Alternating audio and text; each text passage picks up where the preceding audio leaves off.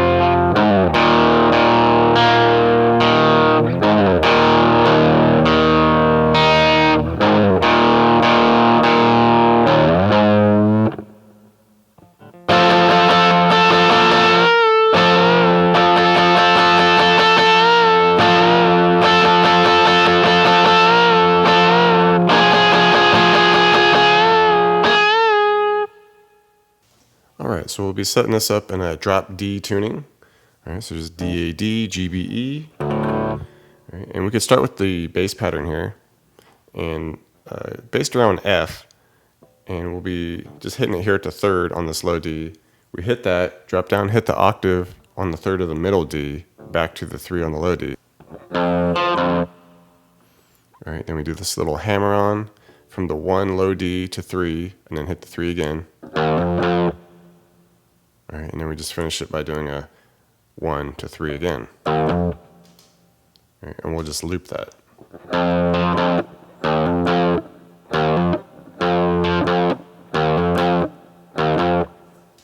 And once the intro gets going fully and the verse comes in, we get this cool like acoustic sounding guitar doing some fun little riffage there, and not a whole lot to it, just come up to the 8 on the A, and then we hit that, come off to the 6, a little bend there. Alright, then we'll come up to the low D, bend the 8 there. Alright, and then we finish by doing that 8 bend again to a 6. Alright,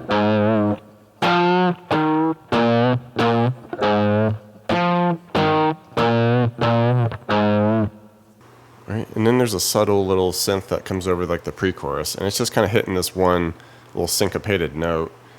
Be a E flat here at the 4 on the B. It's just kind of a 1, 1, 1, 2. Alright, and it just kind of carries over the top of what's going on in the pre-chorus.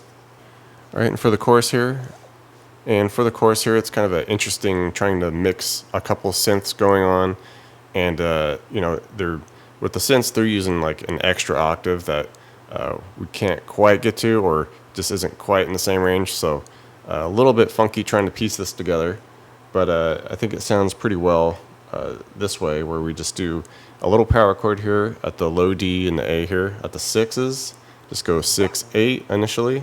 Alright, and then we land on 3, that F of the low D, come down, hit the octave at the 3 middle D, and then hit the octave even higher at the 6B.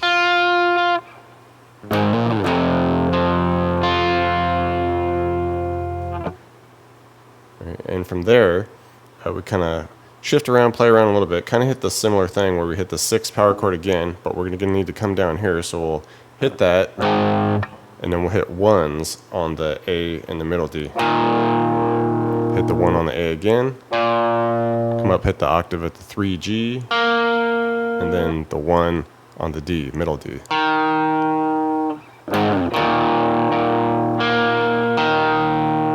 Alright, next section, kind of a similar start. Hit the 6 power chord again there. Off to the 1s on the A and D. Come down to the low E flat octave here at that 1D. Then the middle D octave. The 1. and then the octave above that at the 4 of the B.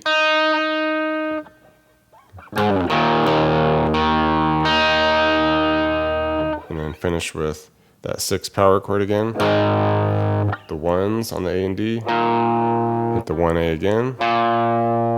Hold it a moment, and then we hit that 1 on the A once more.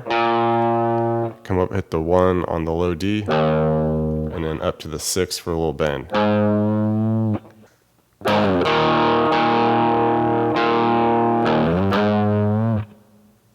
And towards the end, we get this interlude, kind of carries into the outro there.